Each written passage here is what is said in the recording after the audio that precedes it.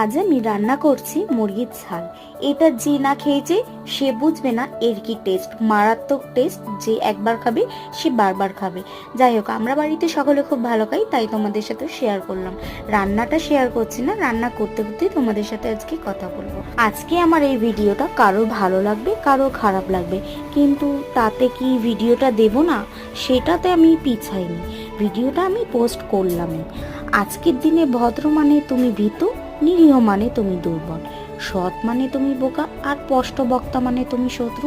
এই দেখো, কথা বলতে বলতে আমার মশলাও কষানো হয়ে গেছে, রান্নাটা প্রায় শেষের দিকে। হ্যাঁ, যেটা বলছিলাম, তোমাকে নিয়ে কে কি বলছে সেসব ভাবার দরকার নেই।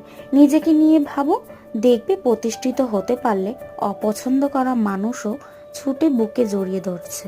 কি ঠিক বললাম তো? যাই হোক, এই ভিডিওটা যারা যারা দেখছো, কারা কারা মুরগির ছাল খেয়েছো অবশ্যই কমেন্ট করে জানিও।